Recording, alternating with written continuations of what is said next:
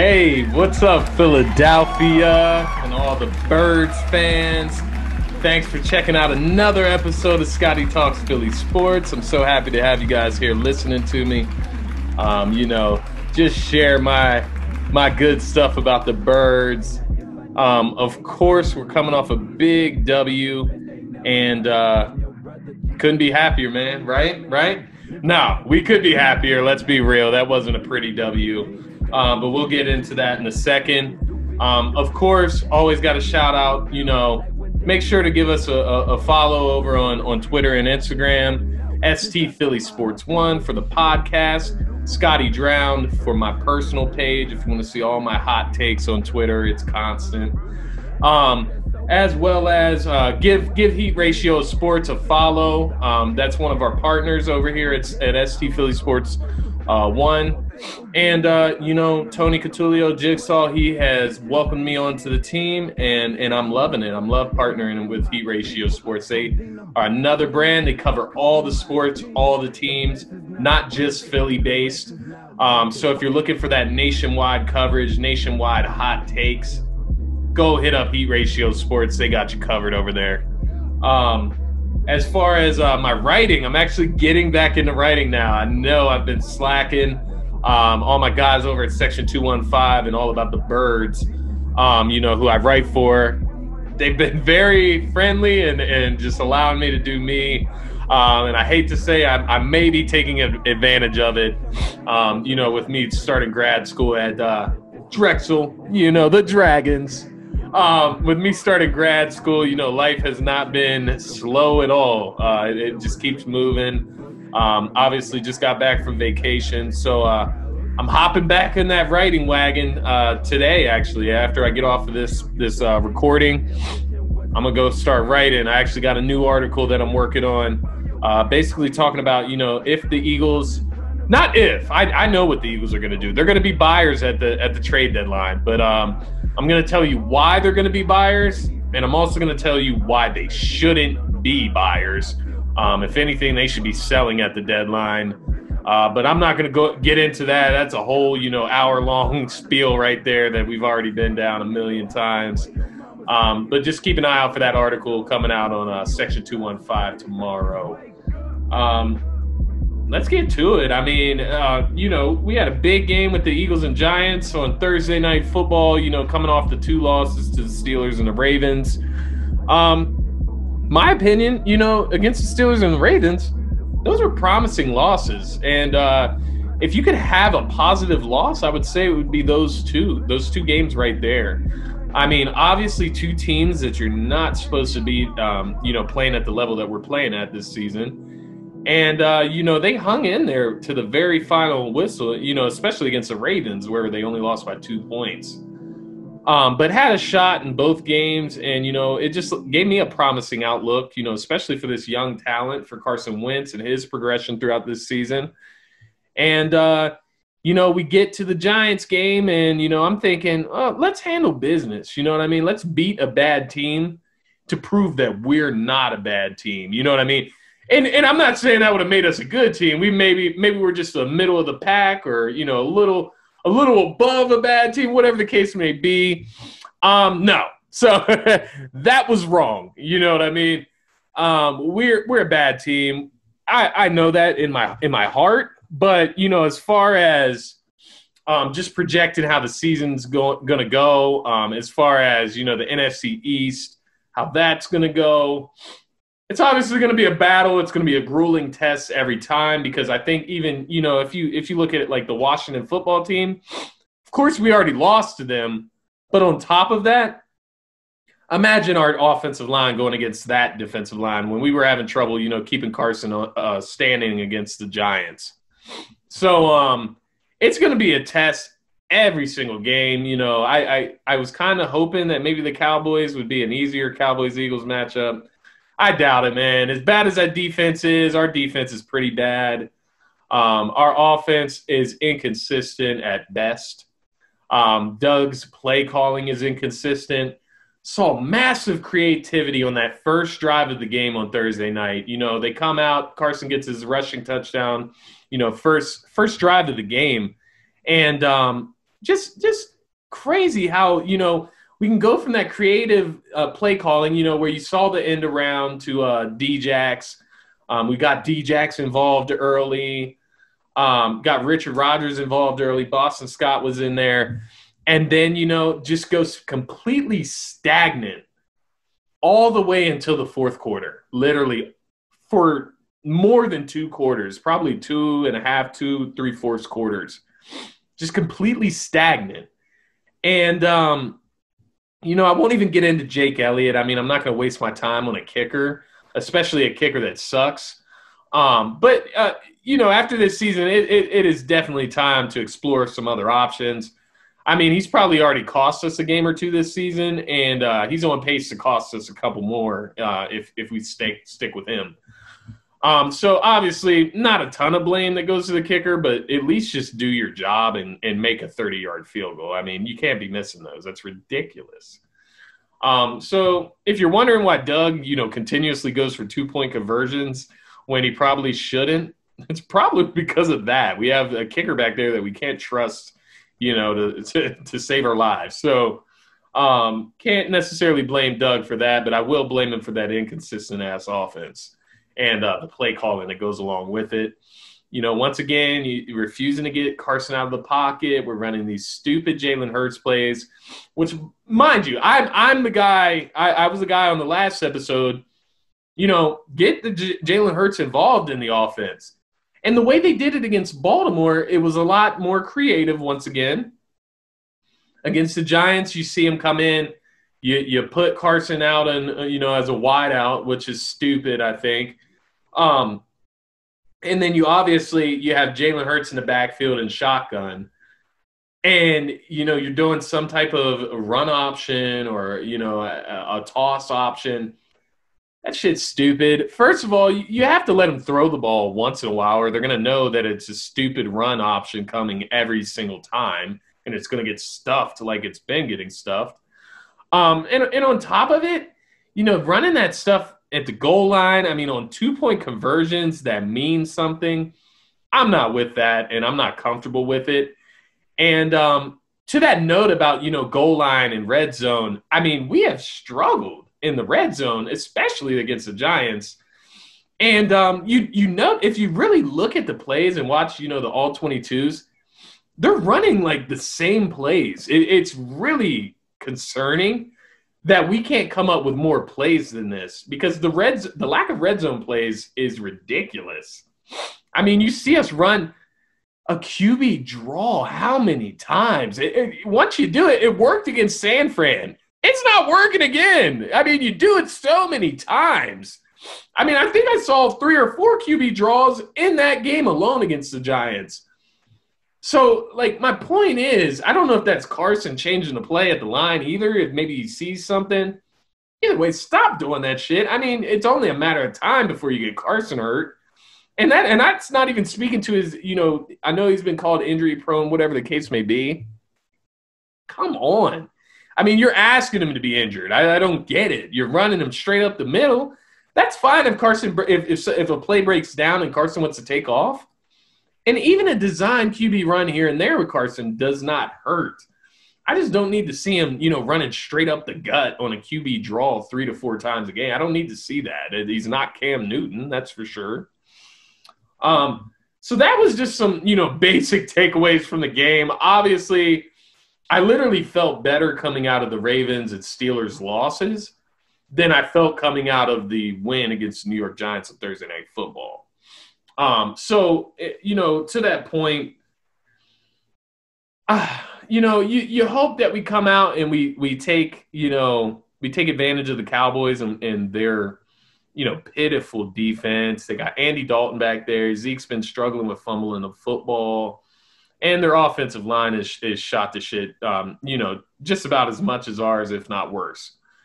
So I'm hoping we can go and take care of business against Dallas, but, that's yet to be seen. And I'll definitely get that in,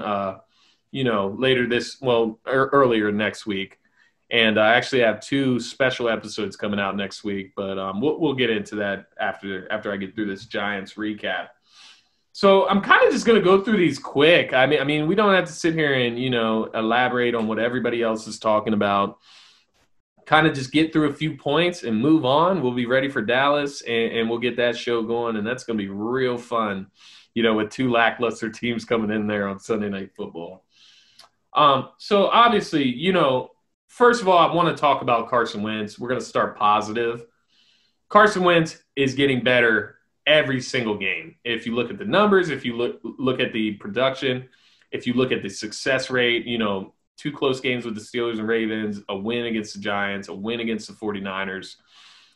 So we're picking up some steam there with Carson. He's getting a little bit more comfortable, obviously. 2 to 3 to maybe 4 plays in that game against the Giants where I'm like, head scratching. And, I'll point out 2 of them to you. Obviously, the interception, that was a little – where are you going there? And I think that was a matter of him just trying to get a big lead at first because we haven't had one. He throws it in the end zone there. That gets us a 17-0 lead. And, we're kind of on a hot start. But, forced the pass. Nobody's open there. I didn't see where it was going. He overthrew John Hightower. He was under pressure. Not a good choice. Could have took 3 there. But there was another throw where I was just like, man, that is a grade school, kindergarten level quarterbacking no-nos. And it was the one play, right before the interception, and I was like, woo, we got lucky there. And then he throws the interception. But he's rolling out to his right, and he throws the ball he's throwing the ball literally across the field, horizontally, not down the field, across. Literally horizontally, to a contested jump ball type of catch that he was going for there. That's not the move. That has pick 6 written all over it. If you do that in Madden, it's a wrap. You can't even do it in Madden, literally. So that was, a little, I had people texting me, what is wrong with, what is up with Carson? What are these decisions? Blah, blah, blah. What we have to look at, man, is that Carson is playing behind, 3rd and 4th string level offensive linemen aside from Jason Kelce. Lane Johnson was in and out of that game literally constantly, actually managed to injure his leg even further.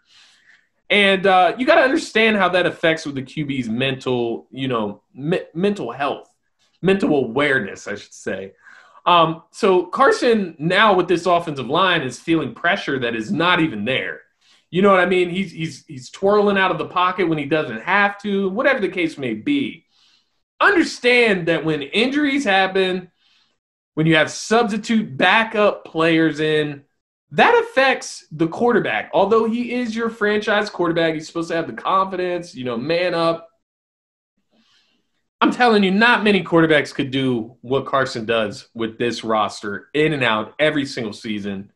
Always beat up the last 3 seasons of his career since the Super Bowl, and we talk about Carson being injured. Well, Carson ain't injured, but the rest of the team is, literally. And, it's always one thing or another with Carson, and it's like he'll never silence the critics. I don't understand it. I don't. There's quarterbacks out there like Ryan Tannehill that puts up, these decent numbers, you know what I mean? Decent. He's a game manager. For the Titans team, he's got A.J. Brown. He's got Derrick Henry, a 2,000-yard running back in his backfield. An offense that's based around running, and he can just make quick decisions and win. They have a defense that is outstanding, that protects leads. We don't have that in Philly. We don't. Miles Sanders was out. We were working with Boston Scott, Corey Clement, and Jason Huntley. You had Deshaun Jackson, in and out of the lineup and eventually out at the end of the game. We'll get into that. And we're working, without Jalen Reagor, without Zach Ertz, without Goddard. What do you want Carson to do? When the Eagles score a touchdown, the Eagles defense gives it right back. Literally gives it right back. It happens every single time we score. And I knew it, I was watching this Giants game, and you see how it's playing out, and you're like, man, they had the 10-0 lead or whatever the case may be. I just knew they were not going to step forward with that lead until they lost the lead. And look what happened. They went down by 11, and then they finally decide they want to show up and win the game. So, it's one of these things, it's something in my friend George from Twitter, he's a guy, Eagles fan over in London. He pointed it out to me. He's like, talk about this a little bit, like, is it Doug? Is it Carson? What is it? Is the offense? Is it the plays? What is it? These slow starts, playing from behind, always playing catch up, always having to come back, because even against the Ravens, the Steelers, we just these insurmountable leads. And obviously we fell short, but why do you put yourself in those positions in the first place? And I think it's the same thing we've been preaching. Doug is a player's coach. He is it's so hard to read Doug, man. It's so hard to tell whether or not he is a good coach, like a good National Football League head coach. And I think he is a good head coach. I think he just has too much control of the team. So as far as the offense, obviously he needs help on play calling. It's apparent this year. It's so inconsistent. They need a real offensive coordinator on this team and this coaching staff. Aside from that, the preparation is off, obviously. These guys aren't conditioned well enough. There's a reason they're getting injured. You didn't see this many injuries with Chip Kelly. Let's be real. And, he had such a thorough way of practicing and training that the players actually complained about it. It's too hard. But at least you're not getting injured and missing time. And, Doug comes in. He's the player-friendly coach, the coach that can, relate to the players and whatnot. And, I think he's a good head coach. I think he just should not be responsible for everything like he is. And I think that comes with winning a Super Bowl. You invest in your coaching staff just like you invest in your players. And I think they invested too much into Doug. I think Doug's the coach for this team. Don't get me wrong. I'm not calling for Doug to be fired, period. Nothing like that. He has to relinquish those play calling duties, or at least split them, something. Give the keys to the car over whenever you're in the red zone, something. I don't know what it is, but we need a real offensive coordinator involved in this. But to get back to Carson, I wanted to talk about that briefly because I did have somebody, request for me to just kind of give my thoughts on that. I think it's preparation and, just Doug almost too lenient to an extent. These mental errors, these mental breaks, whatever the case may be. With Carson Wentz, he can never please the critics. He's never going to get out of this, this constant comparison, Marcus Spears to Jameis Winston, to these bottom tier quarterbacks that he's not even close to. If you look at the numbers, they're not even close. I mean, if you look at Big Ben's numbers, and I talked about this on the episode with Carson or with with Connor from Eagles Brawl, and his numbers are eerily similar to Big Ben's. I mean, you look at Peyton Manning, his first 5 seasons. I have people texting me. They're ready to, move on from Carson, put Jalen Hurts in, go with the youth movement. Carson's not old, for one. He's our franchise quarterback. He's only been on the team for 5 seasons now. So he's not old. I don't know where the youth movement, that's not the way to go unless you're trying to completely rebuild, which I don't think we have to go that far. He's played better these last 4 games, 4 games. So the Giants, Ravens, Steelers, as well as the end of that Bengals game. I mean, he put everything on the line for that tie. But it's projecting up. So just allow it to happen and stop criticizing his every single move. They're holding the ball too long. We can talk about this as well. We need to let Carson be Carson. Understand who Carson is. 5th-year player right now, right? Every quarterback has flaws. Every quarterback has flaws. Not everybody is like Russell Wilson and Patrick Mahomes, who have literally – I couldn't tell you what their flaws are because maybe I don't watch them enough, but maybe they just don't have any. Carson isn't Russell Wilson or Patrick Mahomes. Carson Wentz is Carson Wentz. And, you know, when he makes these plays, these questionable plays where you're just like, throw the ball away, blah, blah, blah. He threw the ball away and got an intentional grounding. That's what you wanted, but you complained about how he threw the ball away. You can't have it both ways. Understand who Carson Wentz is. The plays that we make when we're like, whoa, you know, only Carson Wentz could make these plays. That's when he's holding on to the ball, trying to extend a play and make the play. You don't get those plays, those positive plays, without the negative plays. He has to risk it sometimes in order to make a spectacular play as a quarterback. And sometimes you win off that, and sometimes you lose. You look at guys like Brett Favre, who used to hoist the ball up. He's the all-time leader in interceptions. He's a Hall of Famer. He's a Hall of Famer. You're going to tell me Brett Favre wasn't a good quarterback just because he was a little reckless? Come on. Carson Wentz is who he is. Now, as far as fumbling the football, definitely got to clean that up. But he didn't have any fumbles this past game. So, yes, that's an area of concern. But the interceptions, with the way that he plays, we're lucky that he hasn't, you know, thrown more than 7 interceptions in the past years. You know what I mean? Look at who he's playing with. Look at the pressure that he's under. He's the most pressured quarterback in the NFL. And look what he's able to do positively. There's going to be negatives. It's always negatives with every single player. Every single player. Understand who Carson Wentz is and stop nitpicking. It's so annoying, literally.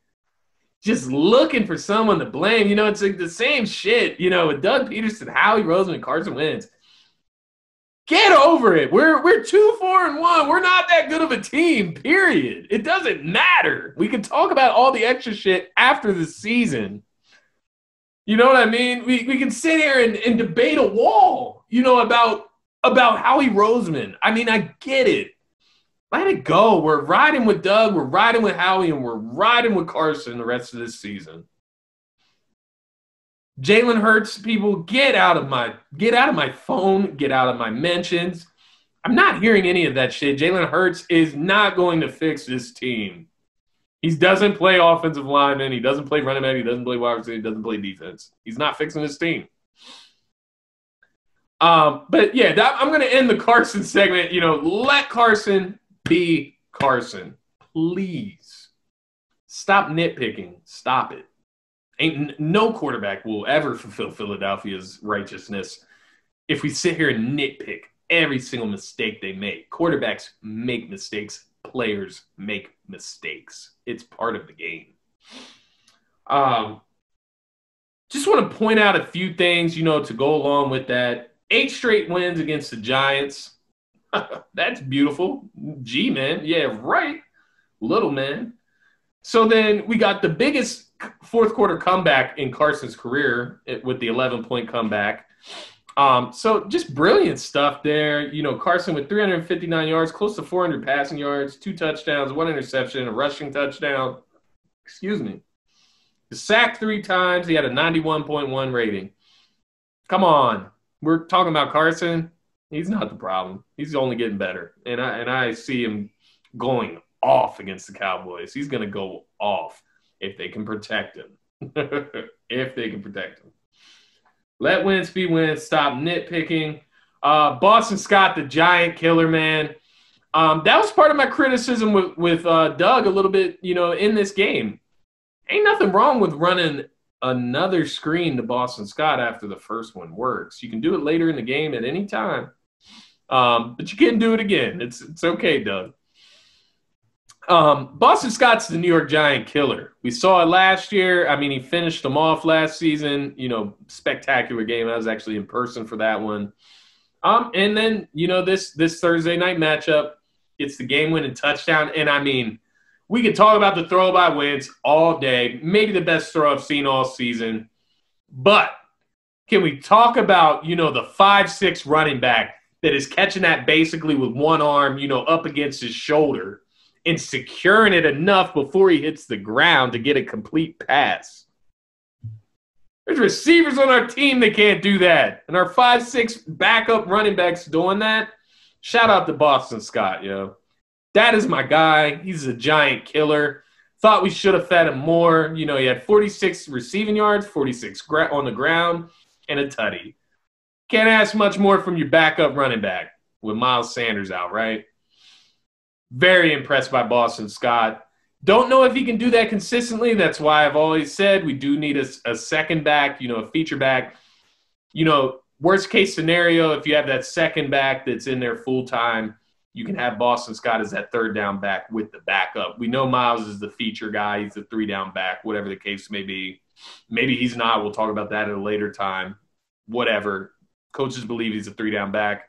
He's not splitting time with anybody. So that's not, that's not the point there.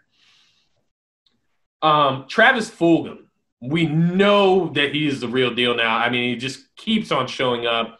Probably would have went over 100 receiving yards this game, if Wentz doesn't miss him early on the wide open pass. So, he comes out of this game, 5 receptions, 73 yards, 11 targets.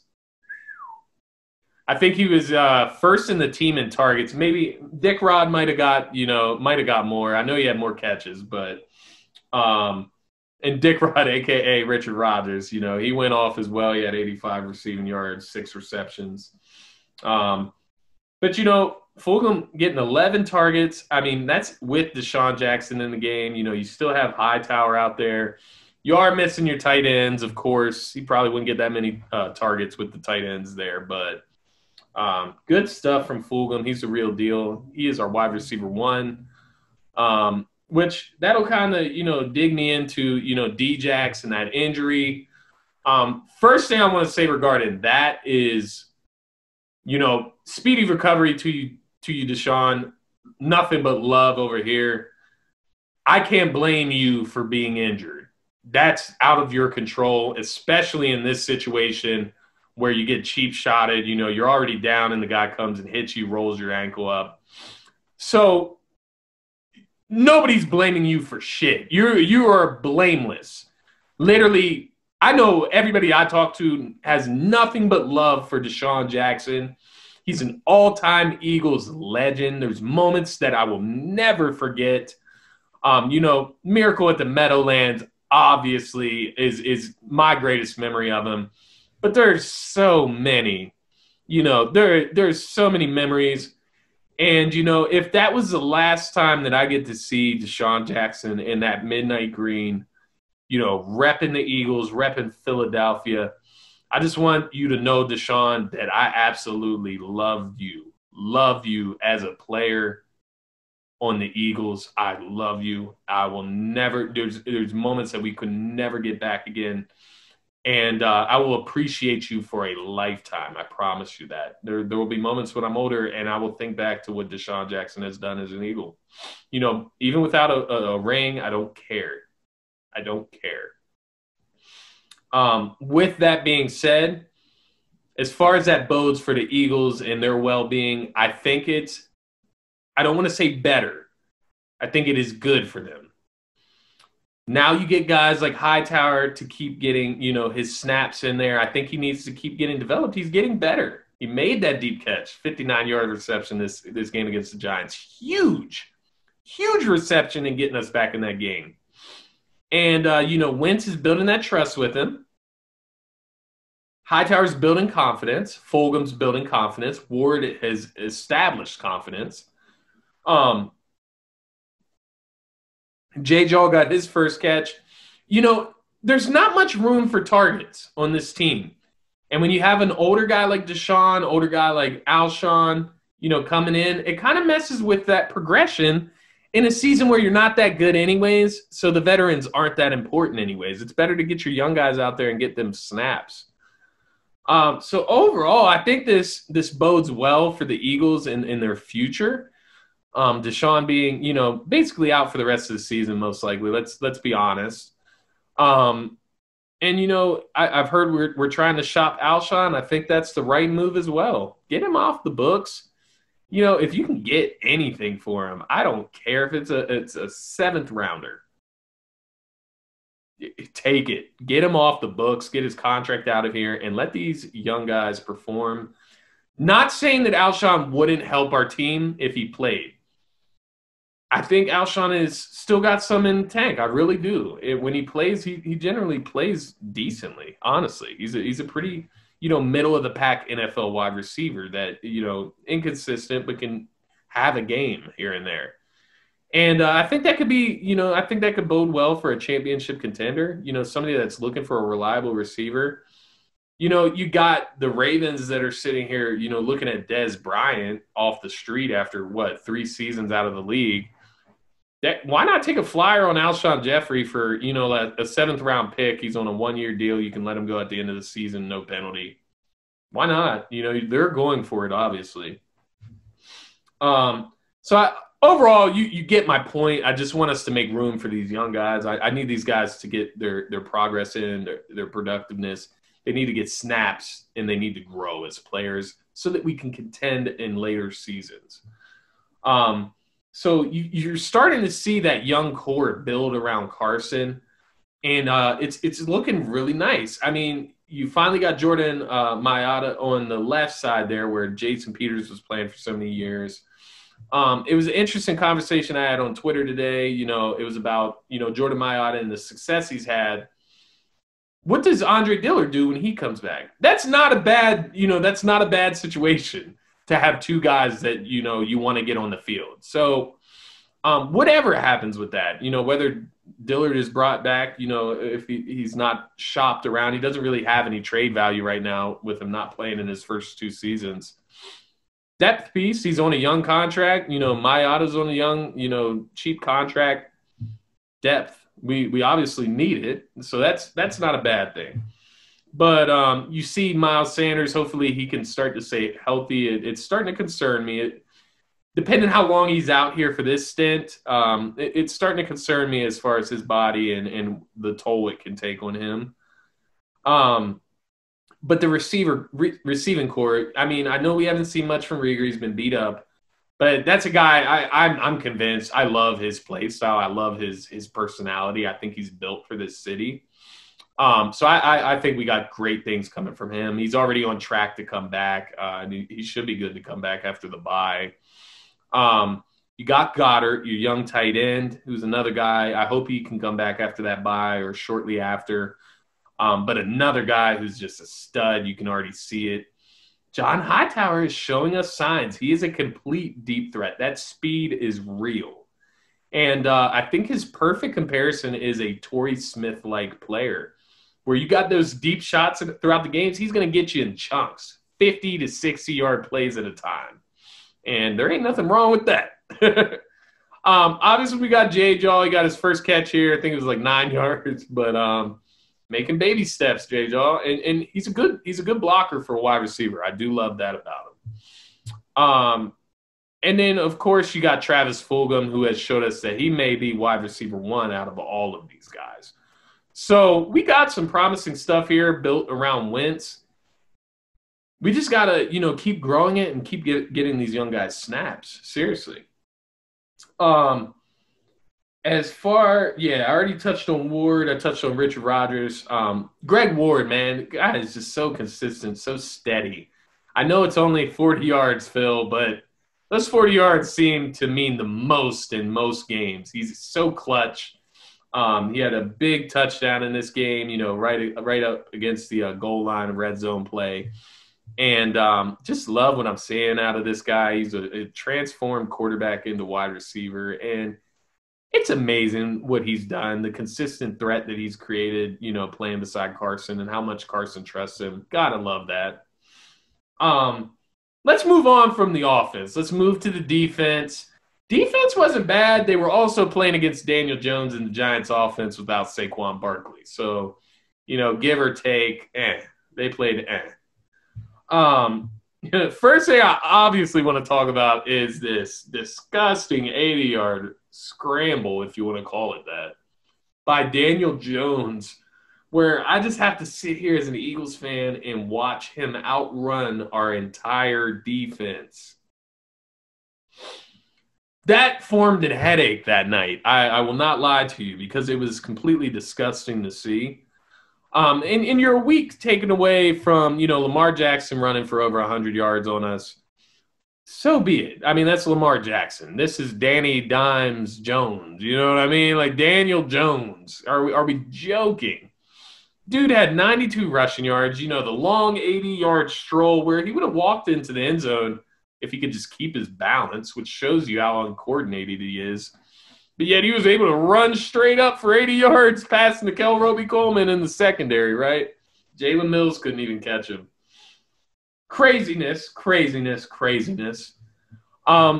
So that concerns me. I mean, we know Daniel Jones is fairly mobile. He's the Giants' leading rusher, literally.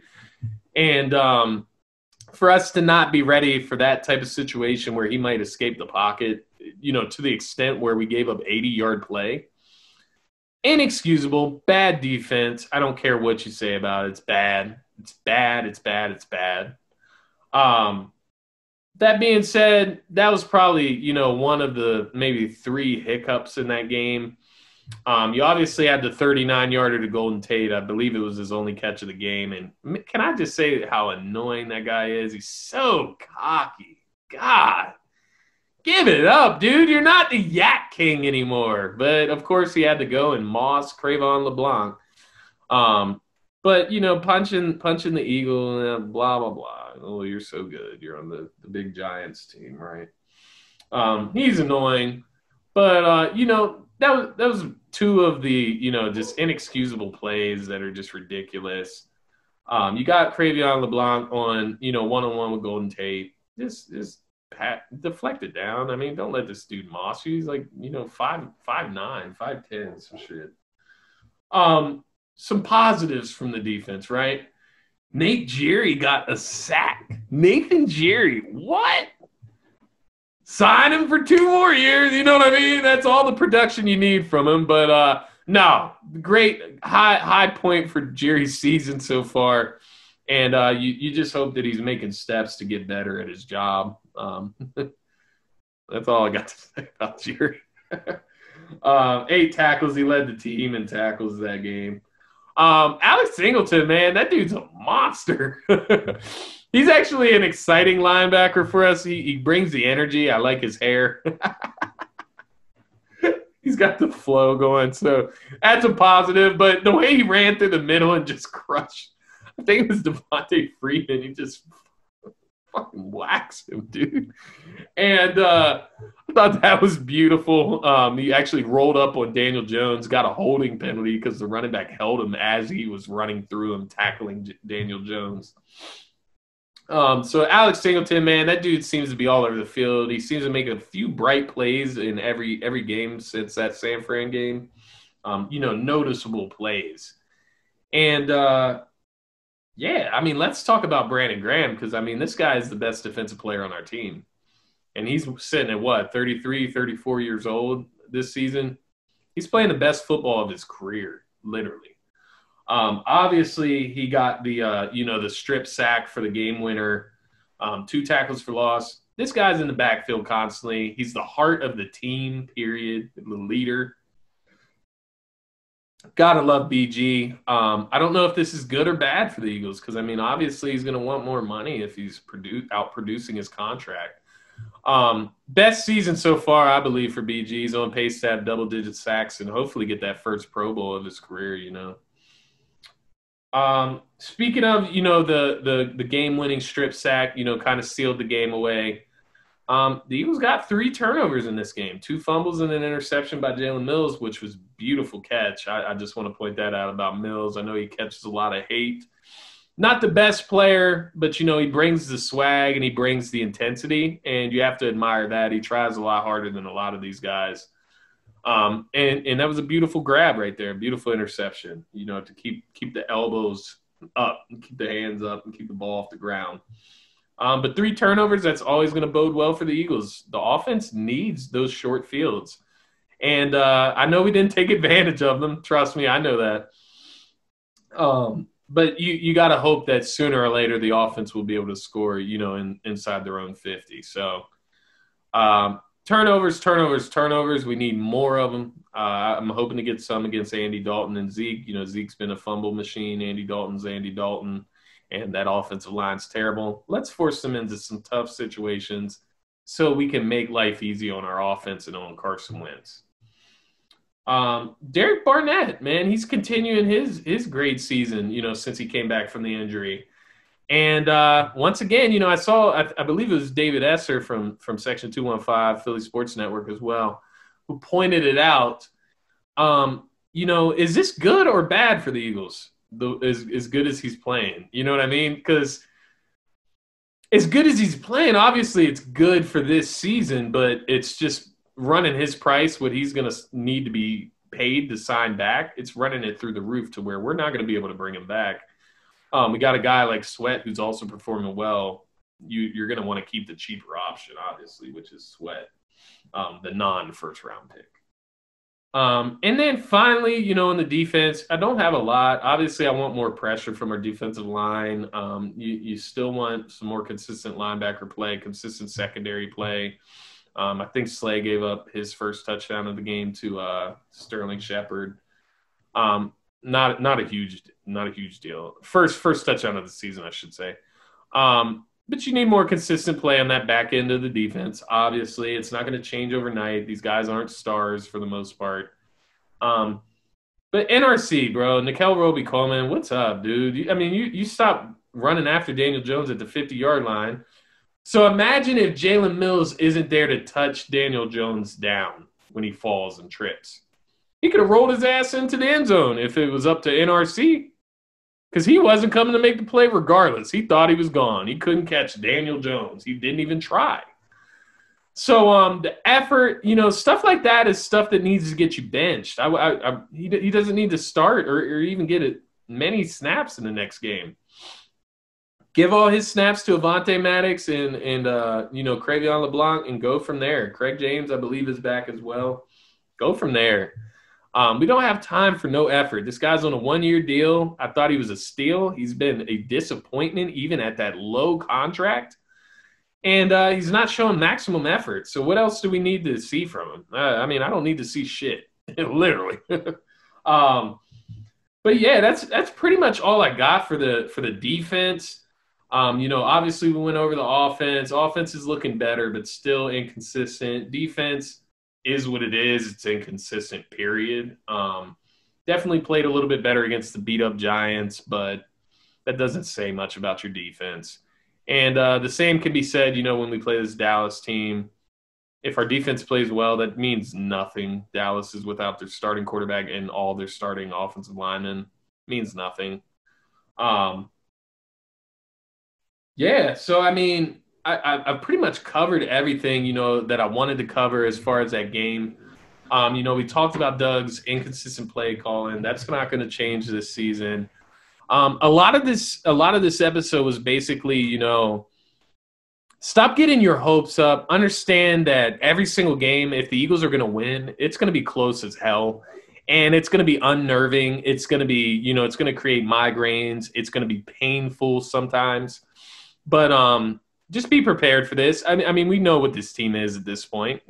Nobody's coming through that door that is turning this team into a 12-win team. That's not happening. And there's nobody coming through that door that's turning this team into a team that has the caliber to win 12 games. That's not happening either. So just try to stay realistic is my thing. And, I have a hard time with it too. I'm a fan first at heart over analyst or, podcast or whatever the case, whatever you want to call me.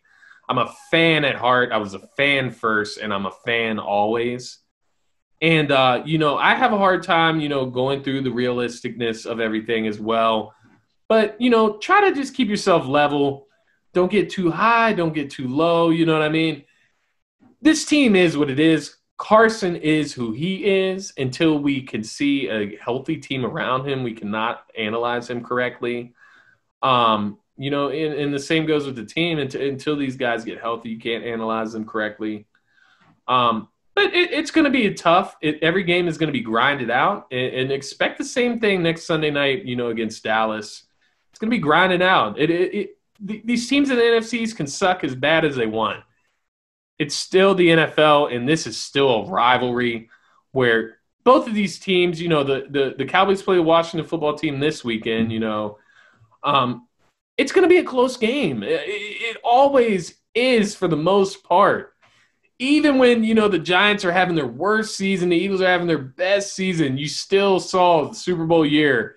The Eagles had to squeak out of that Giants game with a 60-yard Jake Elliott field goal. So take it with a grain of salt. I mean, the NFC East is easy as we think it might be to win. It ain't easy for the Eagles, and it ain't easy for the Cowboys because both teams are garbage. They're beat up.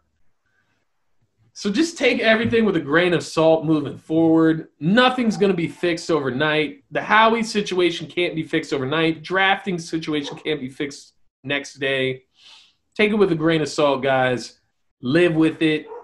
Just for this season. Hopefully we make some changes in the offseason, but now's not the time to talk about that. We have a division that is up for grabs, so let's go grab it, and let's enjoy it. Enjoy these roller coaster rides of games. Hopefully it's not always like this, but it is right now. Enjoy the win. And that's where I'm at this week. Just get prepared for next week. We get a nice extended break with the Thursday night football game going into the Sunday night football game against Dallas. Enjoy the W for this week. Check out some other teams on Sunday. We don't have the Birds to watch, which is kind of fine by me. I'm due for a relaxing day where I don't have to stress. Overall, enjoy the dub. We'll be back next week. And, of course, I got a jam-packed week coming for, Dallas-Philly week. Wednesday night, I will be hosting a live show, and it'll be featuring my buddy Phil Stifle from All About the Birds, and I'll also be having Sam Wagman from Fourth and John. He's a writer over at Fourth and John. You've seen him on the episodes before, as well as Phil, and we may have Will on as well, just to get in a big group discussion. I just want to really talk some deep Birds, some awesome, Eagles Cowboys moments that we remember from, maybe childhood or growing up, whatever the case may be. Just the best Eagles Cowboy, pregame show ever. So, just be sure to tune in on Wednesday night. I'm sure I'll have some promotions going, and, come hang out with the guys and send us some questions, interact, and it should be fun. Aside from that, I will also be having a fellow podcast host, except from the Cowboys side, join me on Thursday. And I'll get you guys some inside scoop from, the Cowboys' point of view, their perspective coming into this game, which also should be very fun. Once again, thank you guys for checking out the podcast. I always appreciate the listens. Be sure to share with your friends, fellow Eagles fans, fellow NFL fans. Let them know. It looks like NBA is going to be back sooner than we thought. So I also cover the NBA, the Sixers. Keep spreading the word, and keep letting everybody know. And remember to like and subscribe to the most recent videos. Help us out with the views. Help us out with the likes. Give great reviews on the episodes. If you like listening to it, let us know. We appreciate it so much, and that's ultimately what we do it for. We just want to interact and know that we want to feel heard, and that's the point of this. So be sure to go follow me on Twitter, Scotty Drowned. Follow the sports page, ST Philly Sports 1, and interact. Hit me up. If you want to come on the show, hit me up. I'm always down to talk good sports with people that know their stuff. So, Philly, much love to you guys. Also, before I hop off of here, I also want to shout out my guy El Parcero Philly, or Philly El Parcero. You guys know him from Philly Sports Network.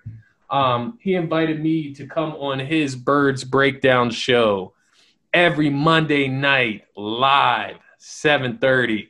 So be sure to check out that this Monday. That is going to be awesome. I can't wait to join these guys' show and talk birds, more birds. I love it. It's a big week, guys. Enjoy the W against the Giants. It's Scotty out. Peace.